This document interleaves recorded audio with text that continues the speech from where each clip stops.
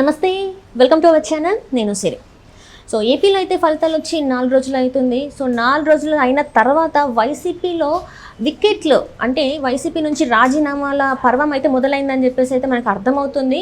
So ఇప్పుడైతే ఒక wicket అయితే పడిపోయింది. మరి ఇంకా ముందు ముందు ఏం జరుగుతుంది ఏంటి, ఇప్పుడు పడిపోయిన టికెట్ ఎవరు అంటే వికెట్ ఎవరు ఏంటి అనేది మనకి వివరించడానికి మనతో పాటు ఉన్నారు ప్రముఖ సీనియర్ జర్నలిస్ట్ డివిఎస్ గారు. నమస్కారం సార్. నమస్తే సార్, వైసీపీలో ఇంకా వికెట్లు అవుట్ అయ్యే పర్వం స్టార్ట్ అయింది అనుకోవాలా, రాజీనామాల పర్వం స్టార్ట్ అయిపోయిందని అనుకోవచ్చా మనం?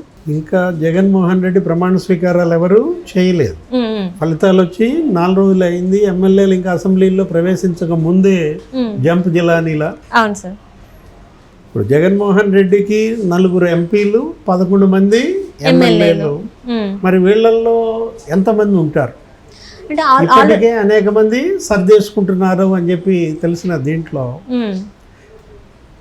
ఇవాళ ఎవరు కూడా ఓడిపోయిన పార్టీ వైపు ఉండటానికి సిద్ధంగా లేరు. జగన్మోహన్ రెడ్డి నేర్పిన పాఠమే ఇది, ఎవరో పెట్టి నేర్పిన పాఠం కాదు. నీవు నేర్పిన పాఠమే నీరజాక్షానో ఏదో అంటారు. ఇప్పుడు 4 లాక్కున్నాడు ఈయన. ఎవరు? జగన్మోహన్ రెడ్డి. వాసుపల్లి గణేష్, కరణం బలరాము, వల్లభనేని వంశీ, వీళ్ళందరినీ తెలుగుదేశం నుంచి లాక్కున్నప్పుడు ఆ మద్దాలి గిరి. మరి ఇవాళ ఈయన ఓడిపోయాడు కదా, మరి ఈయన దగ్గర ఉంటారా? వీళ్ళందరూ కూడా జంప్ జిలానీలే అనమాట. 4 ఎంపీల్లో ఆల్రెడీ 3 ఎంపీలు సర్దేసుకుంటున్నారు, బీజేపీలోకి వెళ్ళిపోతున్నారు. మిథున్ రెడ్డి గారు కూడా వెళ్తున్నట్టు సమాచారం ఆల్రెడీ వచ్చేసింది. ఆయనకు జగన్మోహన్ రెడ్డి గారు కూడా ఆల్రెడీ చెప్పేసినట్టు కూడా మనకి వార్తలు వస్తున్నాయి, బీజేపీలో జాయిన్ అవుతున్నట్టుగా. మరి అందులో అవినాష్ రెడ్డి అసలు ఇంత ముందే చెప్పాడు. జగన్మోహన్ రెడ్డి చెప్పాడు కదా సునీతతో, ఏమవుద్ది ఇప్పుడు కేసు పెడితే అవినాష్ రెడ్డి బీజేపీలో చేరిపోతాడు, నా మీద ఉన్న 13 కేసుల్లో ఇది ఇంకో కేసు అవుద్ది అని అన్నాడు కదా. ఎంపీలే కాదు, 11 మంది ఎమ్మెల్యేల్లో కూడా అనేక మంది ఇవాళ తెలుగుదేశంలోకి, వేరే జనసేన, బీజేపీలోకి వెళ్ళిపోతారు. ఎందుకంటే ఇవాళ జగన్మోహన్ రెడ్డిని నమ్ముకుని వాళ్ళ రాజకీయ జీవితాన్ని పణంగా పెట్టడానికి ఎవరు సిద్ధంగా లేరన్నమాట. కరణం ధర్మశ్రీ ఇవాళ బరెస్ట్ అయ్యాడు. ఐపాక్ వాళ్ళని తిట్టి వదిలిపెట్టాడు. ఏమని? ఐపాక్ వల్ల మేము ఓడిపోయామని చెప్పు అంటూ గుడివాడ అమర్నాథ్ తిట్టాడు. ఏమని? వాలంటీర్ల వల్ల మేము ఓడిపోయామంటూ.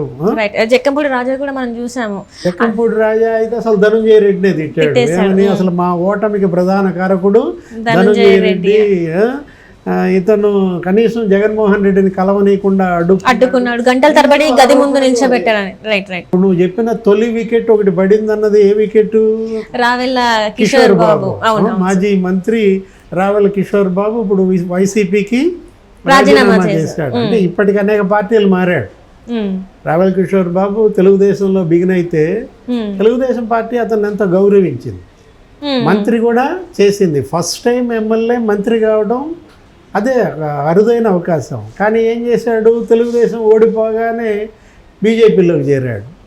మళ్ళీ బీజేపీలో నుంచి ఎక్కడికి వచ్చాడు? వైసీపీలోకి చేరాడు. ఇప్పుడు వైసీపీలో నుంచి మళ్ళీ జంప్ అన్నమాట. అంటే అధికార పార్టీలోనే ఉండటానికి అలవాటు పడినటువంటి వీళ్ళు ప్రతిపక్షంలో ఉండటానికి సిద్ధంగా లేరన్నమాట. అంటే వీళ్ళకి సిద్ధాంతాలు ఏమి ఉండవంటారా సార్? అంటే పార్టీ సిద్ధాంతాలే కావచ్చు, వాళ్ళకి నైతిక విలువలు అనేవి ఏమి ఉండవంటారా? మరి అంటే రాజకీయానికి సిద్ధాంతము, రాజకీయానికి విలువ అది ఎంచకూడదు, ఆలోచించకూడదు. విలువలు లేనిదే రాజకీయం, ఎంచకూడనిదే రాజకీయం అనమాట. కొంతమంది జగన్మోహన్ రెడ్డి కూడా అంటాడు, ఏమైపోయాయి విలువలు అంటాడు. విలువలతో కూడిన రాజకీయానికి పేటెంట్ ఆయిందే అని చెప్తాడు. జనం నవ్వుతూ ఉంటారు. వాళ్ళ జగన్మోహన్ రెడ్డి ఈ పరిస్థితికి కారణం వేరే ఎవరో కాదు, జగన్మోహన్ రెడ్డి అనమాట. నమ్మించి మోసం చేశాడు. ఇప్పుడు వాళ్ళ టర్న్ వచ్చింది. వాళ్ళు ఇప్పుడు జగన్మోహన్ రెడ్డికి నమ్మించి వాళ్ళు వెళ్ళిపోతుంటారు అనమాట. కరణం ధర్మశ్రీ మాటలు కానీ, గుడివాడ అమర్నాథ్ మాటలు కానీ, జక్కంపూడి రాజా తిరుగుబాటు కానీ, భవిష్యత్తులో వీళ్ళందరూ కూడా వాళ్ళ సురక్షిత స్థావరాలని ఎత్తుక్కుంటున్నారు.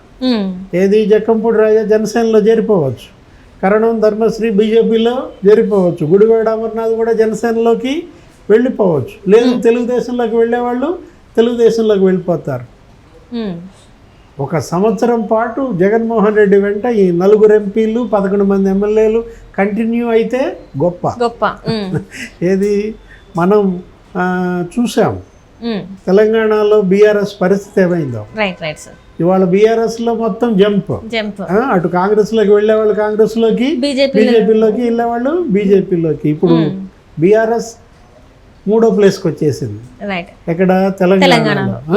డిపాజిట్లు లేనటువంటి పరిస్థితికి వస్తుంది. 3rd ప్లేస్కి వెళ్ళిపోవటం అంటే బీఆర్ఎస్ తెలంగాణలో ఎలా ఉందంటే ఇన్నాళ్ళు జగన్మోహన్ రెడ్డి కేసీఆర్ చెప్పులు వేసుకునే నడిచాడు.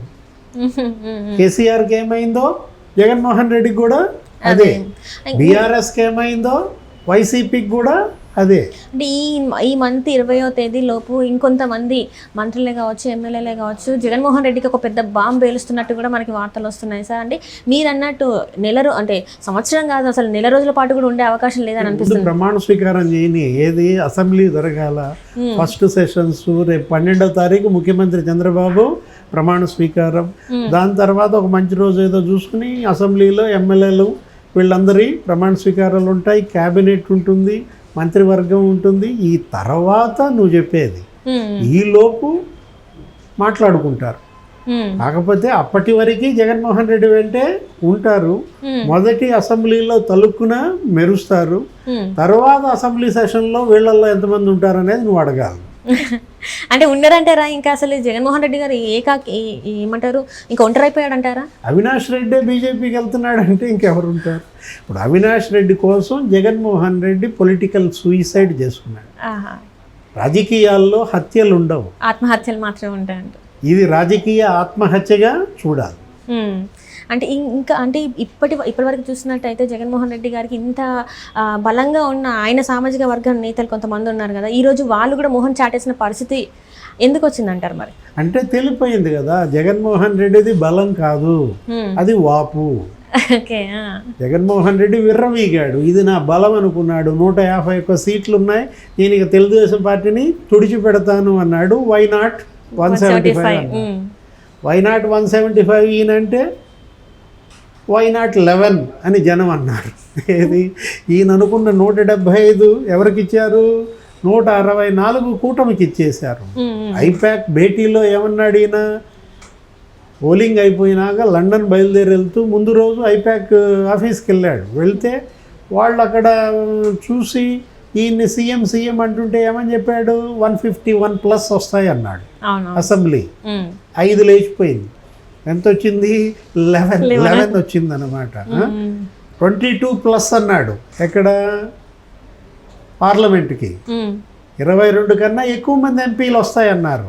ఏం జరిగింది? 2+2 4 వచ్చాయి. లెవెల్ అయిపోయింది.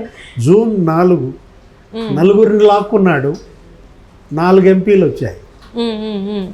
జూన్ 4 ఆయన లాక్కున్నది ఎంతమందిని? 4 లాక్కున్నాడు. ఎన్ని ఎంపీ సీట్లు వచ్చాయి? 4 ఎంపీ సీట్లు వచ్చాయి. 4 దేవుడి స్క్రిప్ట్. Right sir, right.